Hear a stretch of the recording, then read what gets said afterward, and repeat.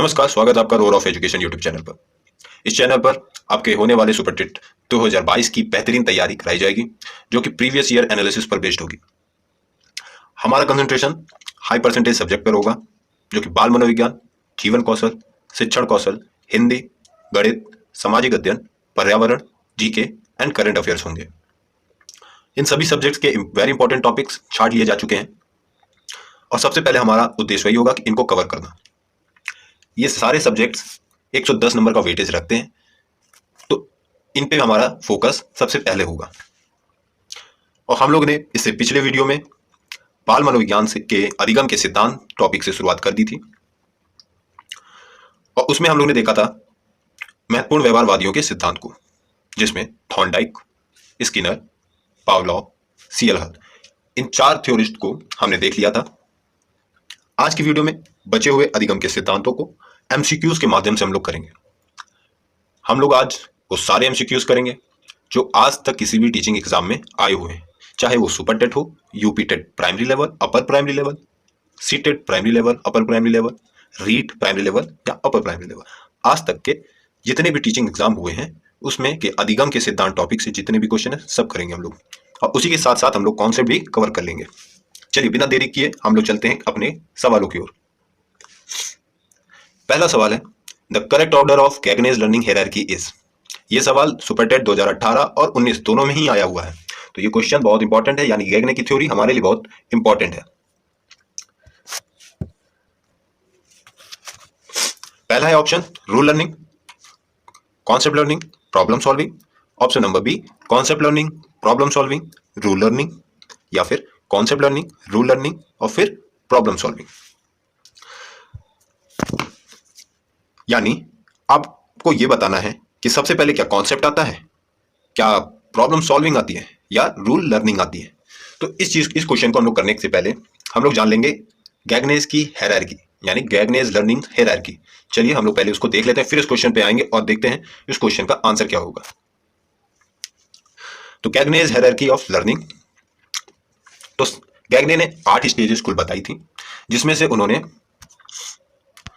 उन्होंने बताया ये जो नीचे के 4 स्टेजेस हैं ये कैसे स्टेजेस होती हैं, लोअर ऑर्डर की लर्निंग है ये, और किस पर बेस्ड है, बिहेवियरिज्म पे आधारित है। ये आधारित है बिहेवियरिज्म पर।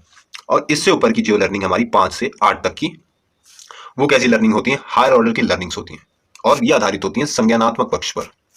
ठीक, ये इंपॉर्टेंट है आपके लिए जानने के लिए कि ऊपर की जो 4 स्टेजेस हैं वो संज्ञानात्मक पक्ष पर आधारित हैं, और जो नीचे की 4 हैं वो बिहेवियरिज्म यानी व्यवहारवाद पर आधारित है। और इसमें से जो क्वेश्चन आता है वो यही है कि लोअर ऑर्डर ऑफ लर्निंग गैगने की हायरार्की में कौन सी है और हायर ऑर्डर ऑफ लर्निंग गैगनेज की थ्योरी में कौन सी है। ठीक, तो लोअर ऑर्डर की जब बात आएगी तो वो कौन सी होगी, सिग्नल लर्निंग होगी। ठीक, और हायर ऑर्डर ऑफ लर्निंग की जब बात होगी तो कौन होगा, प्रॉब्लम सॉल्विंग। अब इसको हम लोग कुछ समझ लेते हैं। गैगने कहते हैं कि पहले आती है संकेत अधिगम। संकेत अधिगम क्या होता है, आपने देखा होगा एक छोटा से बच्चा जिसको आप उंगलियां ऐसे ना करते हुए दिखाते हो तो समझ लेता है ये काम नहीं करना है ना, या फिर आप ऐसे पास बुलाने के लिए हाथ ऐसे दूर से करते हो तो आ जाता है। ये कैसा अधिगम है, उसने कैसे जान लिया कि हाथ हिलाने से हमको उनके पास जाना है, या ऐसे ना करते हुए दिखाने से नहीं मना किया जा रहा है। तो ये उसने सीख लिया, अधिगम कर लिया, सिग्नल्स को पढ़ना शुरू कर दिया उसने। ये क्या है, सिग्नल लर्निंग, यानी एकदम बेसिक है, व्यवहार में परिवर्तन आ गया है, सिग्नल्स को समझते समझते अधिगम हो गया है। ठीक, सिग्नल लर्निंग उन्होंने अपने पहले जो स्टेज है उसका नाम रखा सिग्नल लर्निंग। फिर आता है स्टिमुलस रिस्पॉन्स लर्निंग, यानी उद्दीपन अनुक्रिया अधिगम। ठीक, ये आपने कई नाम और इससे पहले देखा था, वो था थॉर्नडाइक के अधिगम में, उनका अधिगम के सिद्धांत का नाम है स्टिमुलस रिस्पॉन्स लर्निंग। और आप ठीक सोच रहे हैं कि गैगने ने उन्हीं के थ्योरी पे ये दूसरा स्टेज बताया है। उन्होंने कहा ये स्टेज होती है हमारी सेकेंड स्टेज में होती है, यानी आपने देखा होगा छोटे बच्चे को टॉफी देके या फिर चॉकलेट देके अब कहते हो ये पहले ये काम आप करो तब आपको मिलेगी ये चॉकलेट, तब ये मिलेगा आपको चिप्स, है ना, और वो बच्चा कर लेता है वो काम।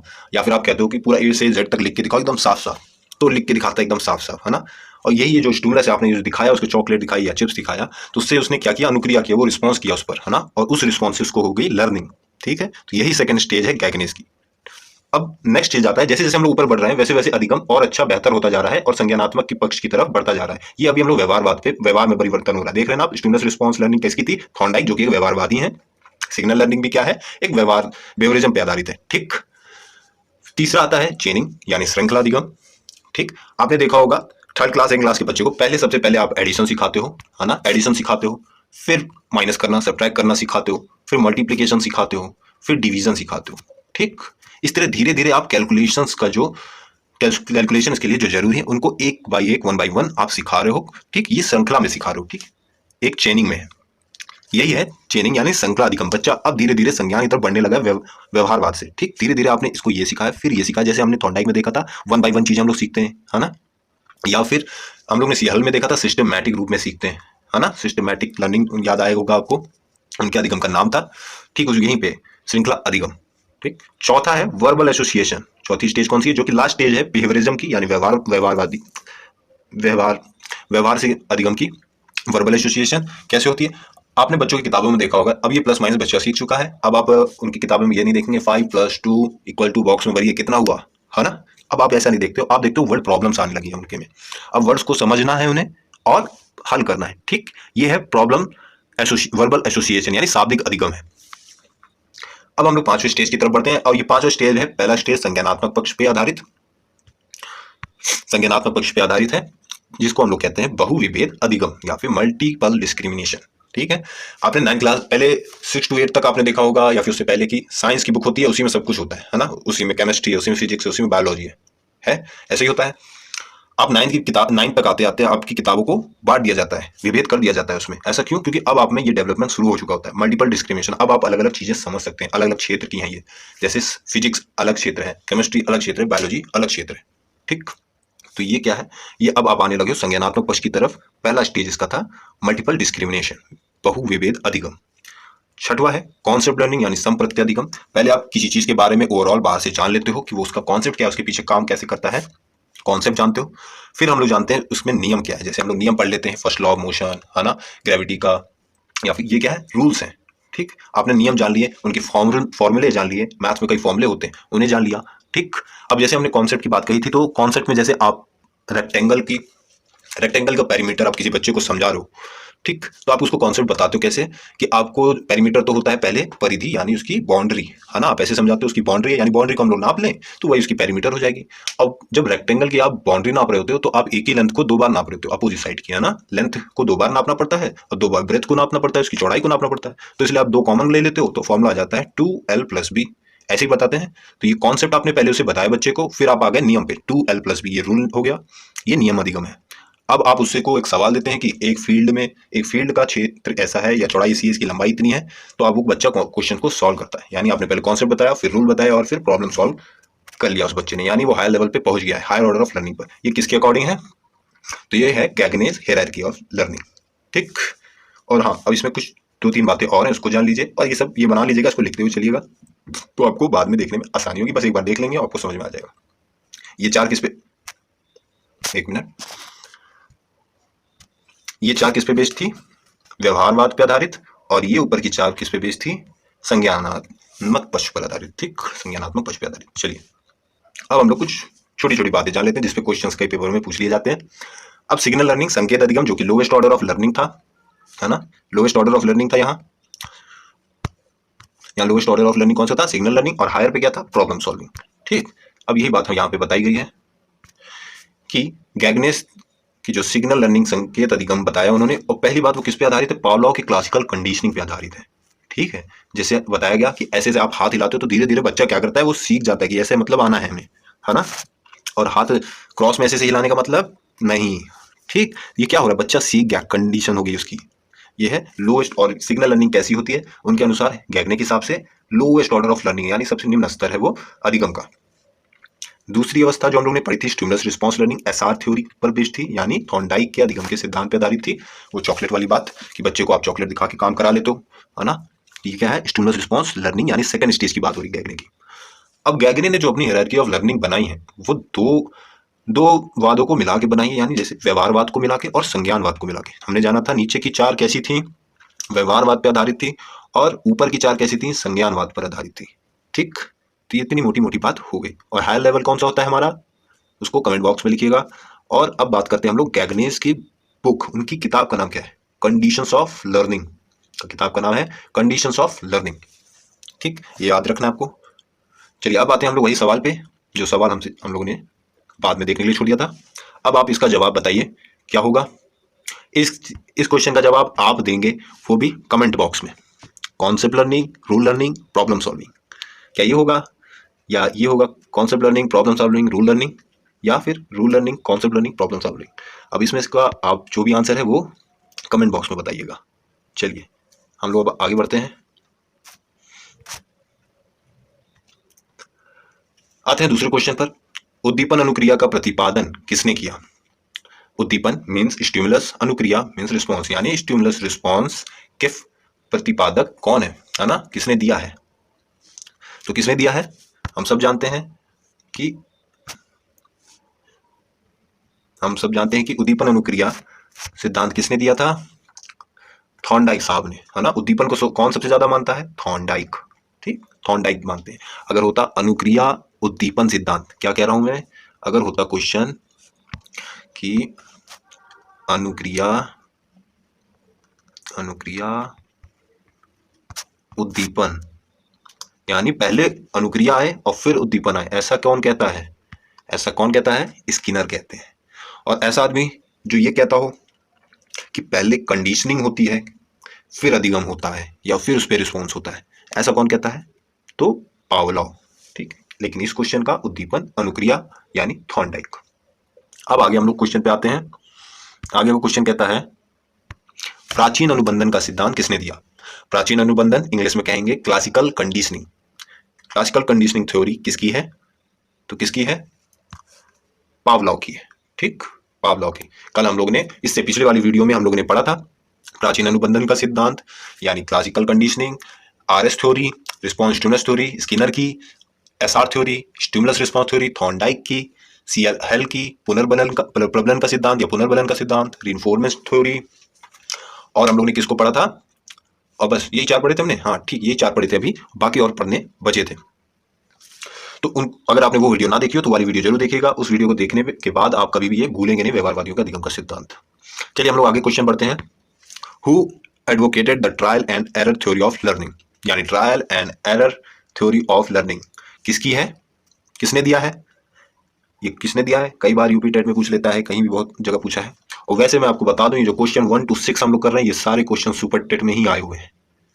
आप देख सकते हैं उन क्वेश्चन का स्टैंडर्ड कैसा होता है, लेकिन हम लोग थोड़ा एक्स्ट्रा भी पढ़ के चलेंगे कि अगर थोड़ा चेंज भी आ जाता है तो हमें कोई मुश्किल ना हो। ये कुछ इस बात की मैं आपको गारंटी देता हूं कि आपको इस टॉपिक को दोबारा कभी भी खोल के भी देखने की जरूरत नहीं पड़ेगी।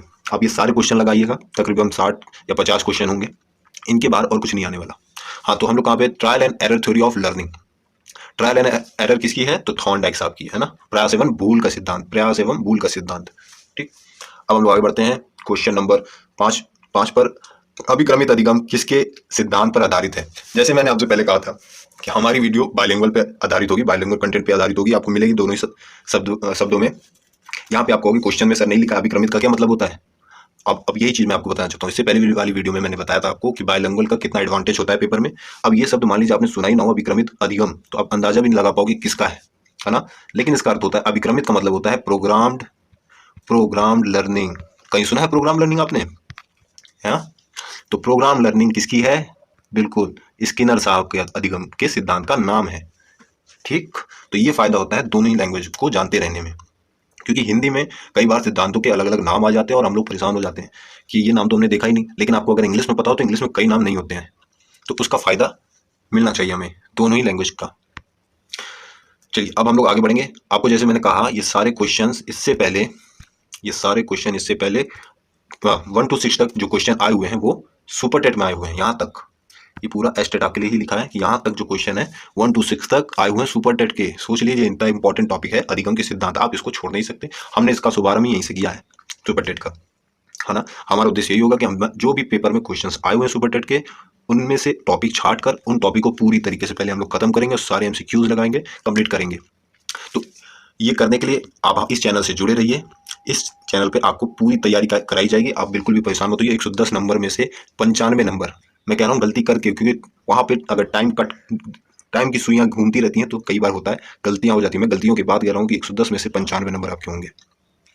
चलिए अब हम लोग क्वेश्चन पे आगे बढ़ेंगे। ये क्वेश्चन है छात्रों को ठीक शाबाश, ये रीड का क्वेश्चन है, वैसे आपको बता दूं, छात्रों को ठीक शाबाश बहुत अच्छा कहना, ठीक शाबाश बहुत अच्छा कहना क्या है? नकारात्मक पुनर्बलन है, सकारात्मक पुनर्बलन है, सकारात्मक शाब्दिक पुनर्बलन है, या फिर नकारात्मक शाब्दिक पुनर्बलन है? तो ठीक शाबाश बहुत अच्छा कहना, ये किस प्रकार का पुनर्बलन है? कि आपको इतना तो समझ में आ रहा होगा, पुनर्बलन होगा यानी रीइंफोर्समेंट, ठीक, रीइंफोर्समेंट की बात हो रही है। तो ये कैसा है? अब आप इसको तो एलिमिनेट कर ही सकते हो, नकारात्मक पुनर्बलन, ठीक शाबाश बहुत अच्छा, तो ये नकारात्मक तो है नहीं इसमें कोई। नकारात्मक शाब्दिक पुनर्बलन, इसको भी काट दीजिए। अब बचे बी और सी ऑप्शन। अब आपका एक दिमाग कह रहा होगा सकारात्मक पुनर्बलन और दूसरा कह रहा होगा सकारात्मक शाब्दिक पुनर्बलन, है ना। अब इस तरह के ऑप्शन जानबूझ के डाले जाते हैं कि बच्चों में कॉन्फ्लिक्ट पैदा हो, और जब समय जब चल रहा हो तब आपको ये क्वेश्चंस और कंफ्यूज करने लगते हैं, है ना। पेपर में बैठे हो आप तो अरे आंसर तो सामने है, लेकिन इन दोनों से किस पे लगाएं? तो इस क्वेश्चन का जवाब होगा सकारात्मक शाब्दिक पुनर्बलन, ठीक है। रिइंफोर्समेंट भी कई प्रकार की होती हैं, जैसे कि वर्बल रिइंफोर्समेंट होती है, जैसे किसी की तारीफ कर देना, है ना, ठीक है। तो ये कैसा है? शाब्दिक पुनर्बलन। और सकारात्मक पुनर्बलन में जैसे आप किसी को अवार्ड दे दो तो वो कैसा है, मतलब वो पूरा कंप्लीट उसमें आ जाएगा सकारात्मक पुनर्बलन में, ठीक। अब आगे बढ़ते हैं हम लोग। Question number 8, Albert Bandura. Albert Bandura के अनुसार अधिगम आधारित है। एल्बर्ट बंडूरा कौन थे? इन्होंने, इनके सिद्धांत का नाम क्या था? हम लोग ने इससे पहले नहीं देखा है, तो आइए सबसे पहले हम लोग इनके कॉन्सेप्ट कर लेते हैं, एल्बर्ट बंडूरा साहब और कोहलर के। चलिए,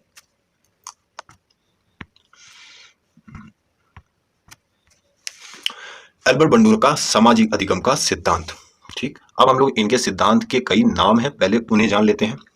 जैसे कि अवलोकनात्मक अधिगम का सिद्धांत। अवलोकन का मतलब ही क्या होता है? ऑब्जर्वेशन, ऑब्जर्व करके ना, ऑब्जर्वेशनल लर्निंग थ्योरी, है ना। उनके सिद्धांत का नाम था सामाजिक अधिगम सिद्धांत।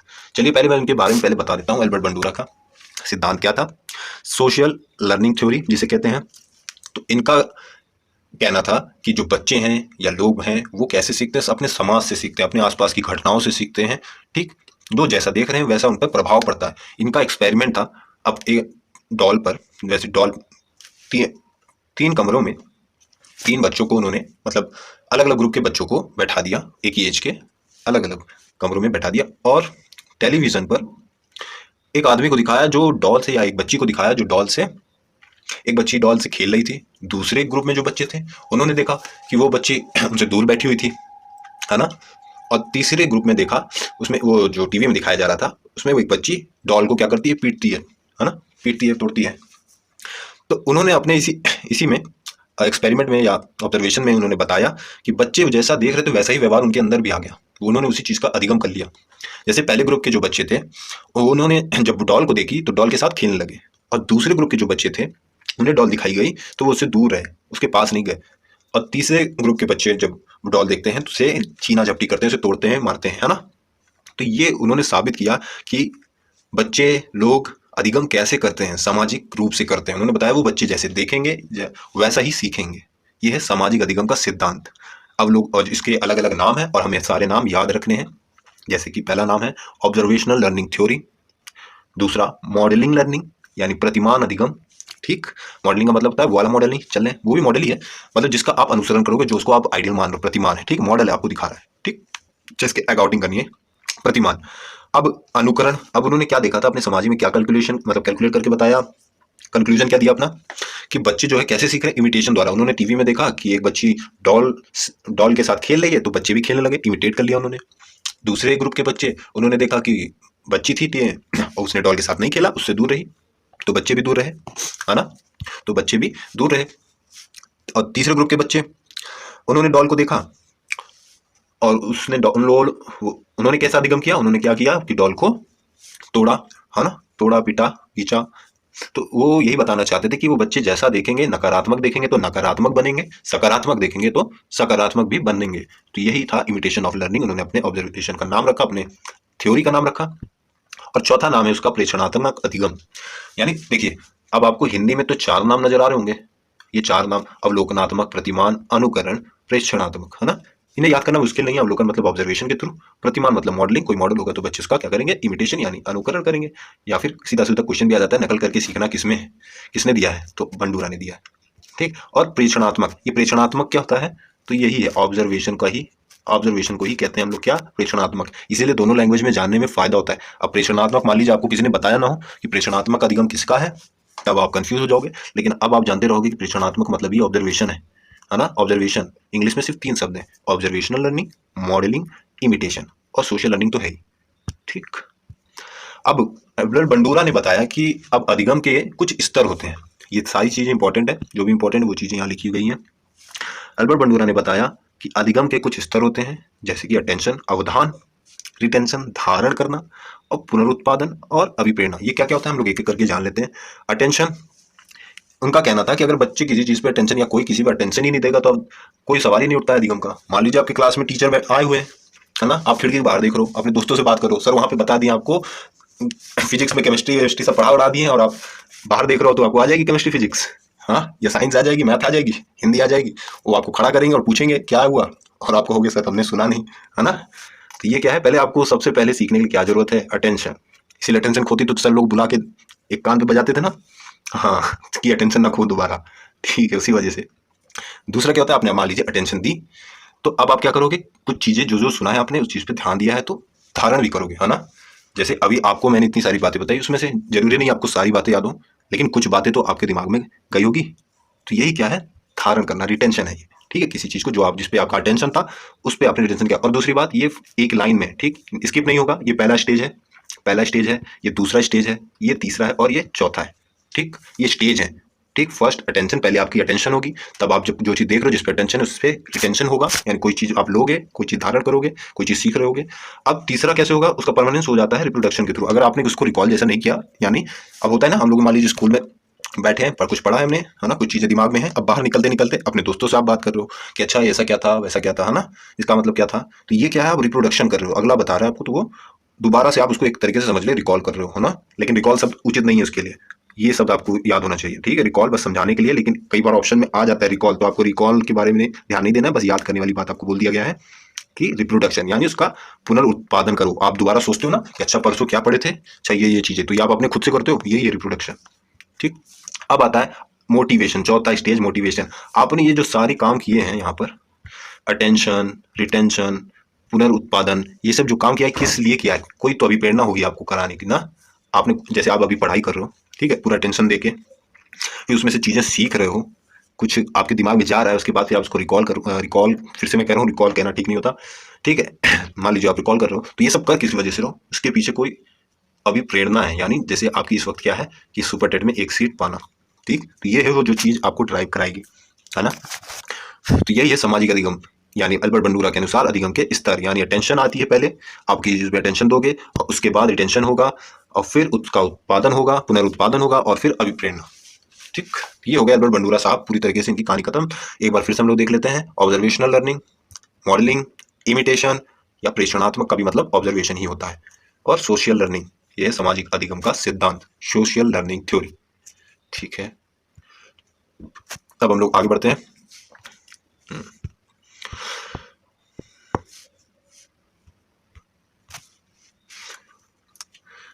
अगला क्वेश्चन है, निम्न, एक मिनट, इसके पीछे वाला क्वेश्चन आपका जो है रह गया था, पहले वो कर लेते हैं।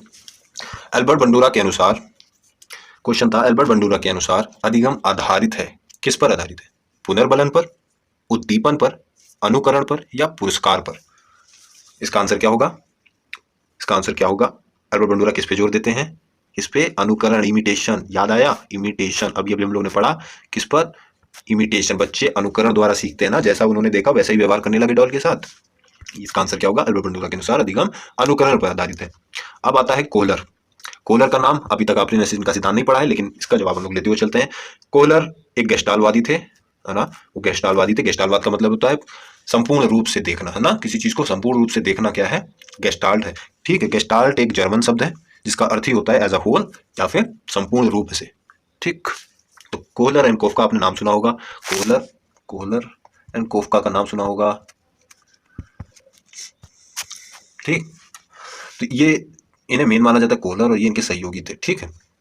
तो उन्होंने कौन सी थ्योरी दी थी, उन्होंने दी थी इनसाइड थ्योरी, सूझ का सिद्धांत, ठीक है। और आपको इनके बारे में बता दें, गेस्टाल्टवादियों का जो सिद्धांत है जो गेस्टाल्टवादियों का सिद्धांत है वो किस पे बल देता है? संज्ञानात्मक पक्ष पे बल देता है। ये इंपॉर्टेंट क्वेश्चन, ये आया हुआ क्वेश्चन है कि गेस्टाल्टवादी मानते हैं कि अधिगम होता है किसके थ्रू? आपको ऑप्शन आ जाएगा, संवेगों के थ्रू, संज्ञानात्मकता के थ्रू यानी संज्ञान के थ्रू, है ना, शारीरिक रूप से, है ना, अनुकरण से। कैसे होता है? तो उनके अनुसार होता है संज्ञानात्मक रूप से। ठीक है, संज्ञानात्मक क्रिया है उनके लिए अधिगम, किनके अनुसार?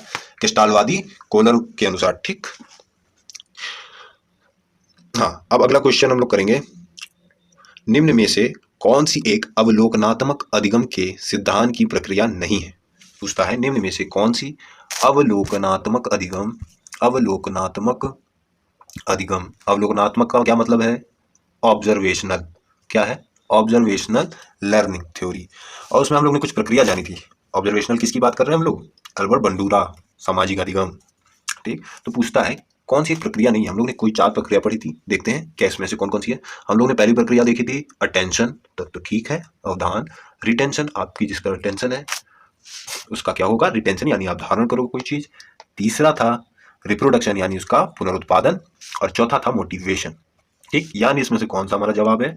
पूछा था नहीं है, तो यही नहीं है, स्वचिंतन। ठीक, अगला क्वेश्चन है, बंडूरा का कथन है कि बच्चे प्रतिक्रियाएं प्रमाणीकरण द्वारा सीखते हैं। किसके द्वारा सीखते हैं? बंडूरा का कथन है कि बच्चे प्रतिक्रियाएं प्रमाणीकरण, जो हम लोग ने जो सामने देख रहे हैं उसका क्या, प्रमाणीकरण द्वारा सीखते हैं। तो इसका क्या होगा? लर्निंग थ्रू प्रैक्टिस, यानी अभ्यास द्वारा सीखना। लर्निंग बाय इनसाइट, अंतर्दृष्टि द्वारा सीखना। ऑब्जर्वेशनल लर्निंग, निरीक्षणात्मक अधिगम द्वारा सीखना। लर्निंग बाय रिइंफोर्समेंट, पुनर्बलन द्वारा सीखना। तो बंडूरा जी के अनुसार बच्चे कैसे सीखते हैं? कैसे सीखते हैं? तो ऑब्जर्वेशनल लर्निंग करते हैं बच्चे। क्या करते हैं? इमिटेशन करते हैं, ऑब्जर्वेशन करते हैं ना, मॉडलिंग को देख के करते हैं। ठीक, निरीक्षणात्मक अधिगम।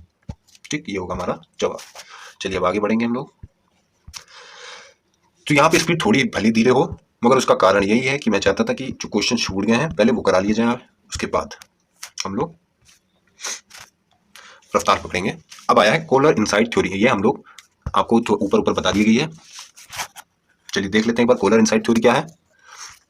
अंतर्दृष्टि का सिद्धांत इसे कहते हैं, अंतर्दृष्टि का सिद्धांत या सूझ का सिद्धांत। इसे क्या कहते हैं? सूझ का सिद्धांत या अंतर्दृष्टि का सिद्धांत कहते हैं। ठीक, अंतर्दृष्टि का सिद्धांत या सूझ का सिद्धांत लिखते चलिएगा। अंतर्दृष्टि का सिद्धांत संज्ञानात्मक पक्ष पर बल देता है। किस पे बल देता है? संज्ञानात्मक पक्ष। इंपॉर्टेंट क्वेश्चन, ये क्वेश्चन आ चुका है, केवीएस में भी आ चुका है ये सेम क्वेश्चन, तो आपको इसको याद करना है। ठीक, दूसरी बात, गेस्टाल्टवादियों का मानना है कि अधिगम समग्र रूप से या संपूर्ण रूप से होता है। ये बात आपको याद रखनी है कि उनका क्या मानना है कि समग्र रूप से यानी होल में देखेंगे, और संपूर्ण रूप से। एग्जाम्पल के तौर पे आपको बताऊं तो अब जैसे पूरी पजल है, आप एक तरफ से शुरू करोगे बस इतना सा हिस्सा देख के तो उसको सॉल्व कर पाओगे। आप जब पूरी तरीके से देखोगे, अच्छा यहाँ से उलझा, या फिर कोई धागा है, धागा उलझा होता है, आप आपकी बार खिचड़ी बनाए होंगे तो आपकी खूब सदी उलझी होगी, तो आप देखते हो ना पूरी तरीके से, अच्छा कहाँ से आया है कहाँ गया, है ना, देखते हैं कहाँ कहाँ फंसा है। देखें, आपकी एक तरफ से आप ऐसे देखना शुरू करते हो, पहले समग्र रूप से देखते हो, उसके बाद एक एक तरफ से सॉल्व करते हो ना उसे। तो यही है, क्या है? कोलर के इनसाइट थ्योरी यानी सूझ का सिद्धांत और अंतर्दृष्टि का सिद्धांत। इनका मानना था कि ये संज्ञानात्मक पक्ष है, इसकी कोई समस्या आने पर अचानक से क्या होता है, उस समस्या का हमें हल मिलता है। लेकिन कब? जब हम उसे समग्र रूप से देखें तब। ठीक, पूर्ण रूप में देखें तब। अब एक क्वेश्चन है, कोलर यह सिद्ध करना चाहते थे कि सीखना डैश है। तो सीखना क्या है? एक ऐसी स्थिति है जिसमें व्यक्ति पशु से श्रेष्ठ है।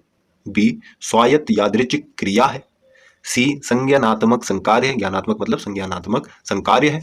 परिस्थिति के विभिन्न अंगों का प्रत्यक्षीकरण है।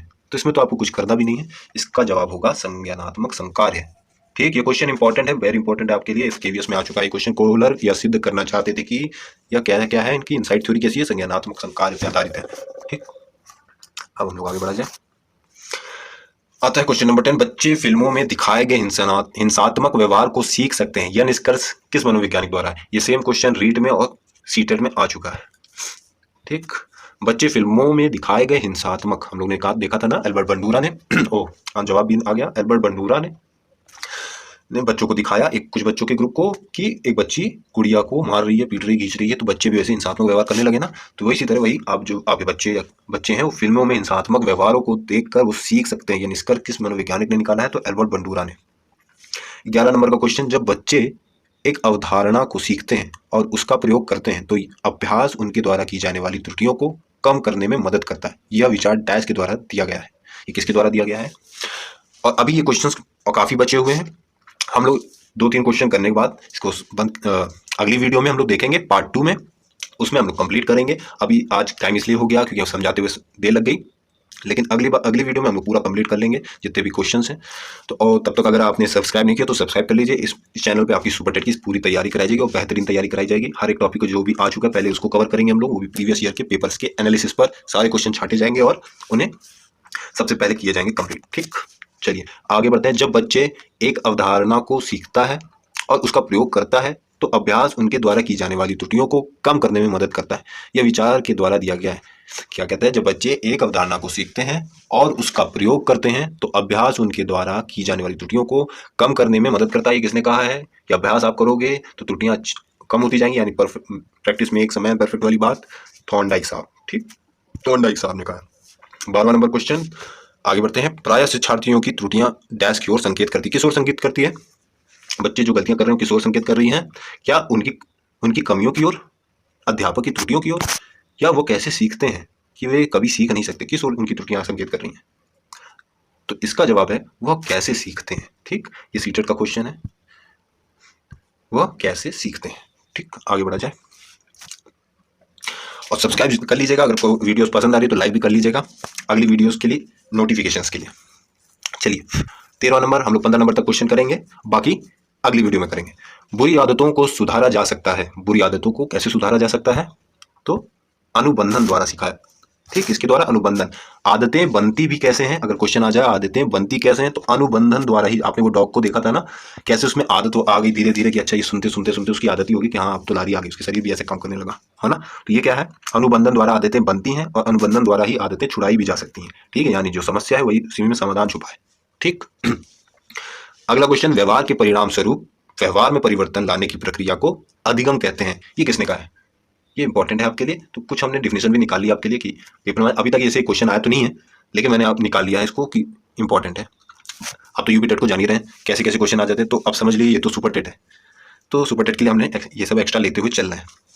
वैसे इतना नहीं आता है उसमें, क्योंकि 10 ही क्वेश्चन देने होते हैं, तो 10 क्वेश्चन में ठीक ठाक क्वेश्चन पूछ लिए जाते हैं। व्यवहार के परिणाम स्वरूप व्यवहार में परिवर्तन लाने की प्रक्रिया को अधिगम कहते हैं। ये किसका है?